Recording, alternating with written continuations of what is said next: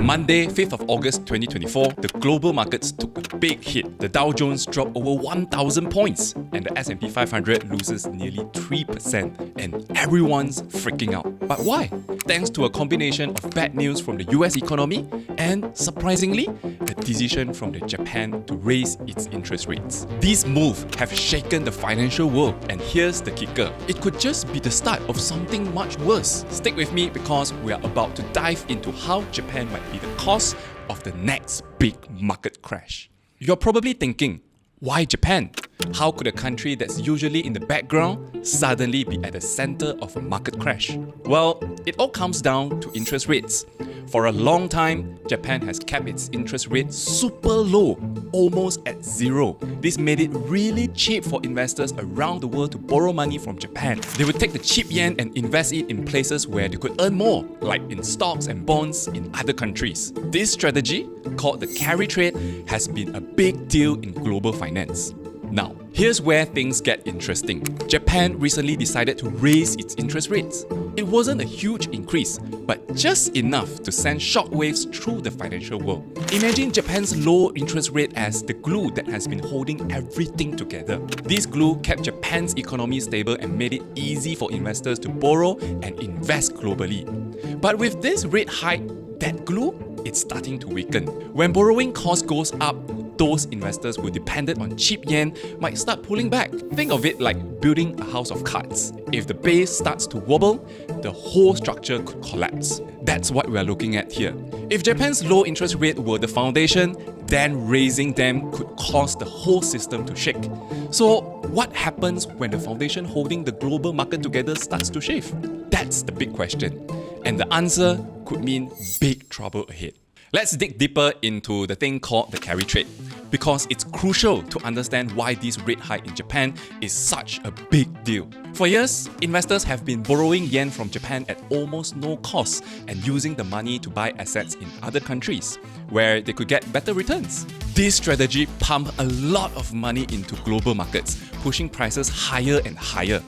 Here's a simple way to think about it. Imagine you borrow money at a super low rate in Japan and then use that money to invest in something that gives you a higher return, like stocks or bonds in the US or any other countries. As long as Japan's interest rate stayed low, this was a pretty safe bet. But now that Japan is raising interest rate, this whole thing could start to fall apart. Let me give you a real-world example here. Let's say an investor borrowed 100 million yen when the interest rate was 0.1%. They could then take that money and invest in the US Treasury, making 3% return.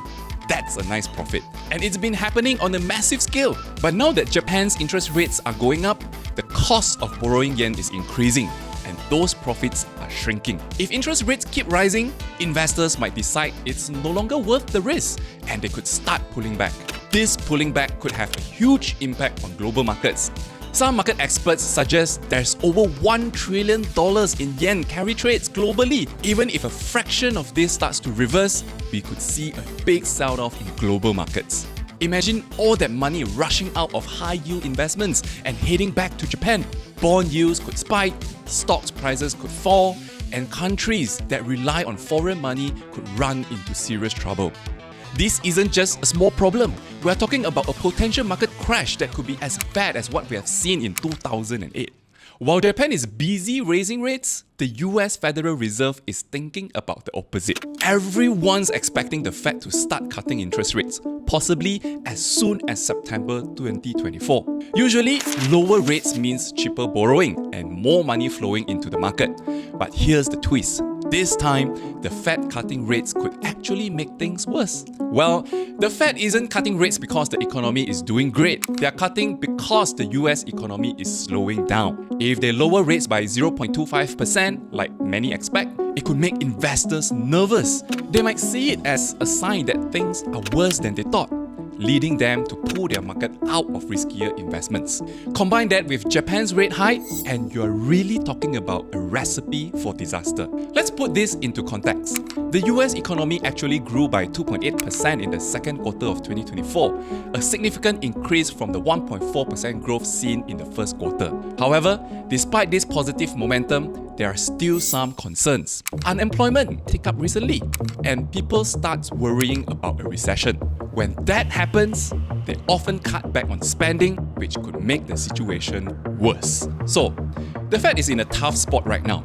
They want to lower interest rates to help the economy, but they are also worried about making inflation worse. It's like trying to steer a car on a slippery road during a storm. One wrong move, and you could slide off the edge. Think about the global market. If the Fed cuts rates and signal that the US economy is in trouble, investors might start pulling their money out of stocks and into safer bets like bonds or even whole cash. This could trigger a sell-off in the stock market, similar to what we saw in the 2008 crisis. But this time, it could be even worse because of what's happening in Japan. Imagine the global financial system as a tightrope walker, trying to keep balance. Japan's rate hike is like adding a weight to one side, and the Fed's rate cutting is like making the rope even steeper. The markets are being pushed to their limits, and when they snap, everyone with investments could get hurt. So, how much could the global markets drop if the yen carry trade fully unwinds?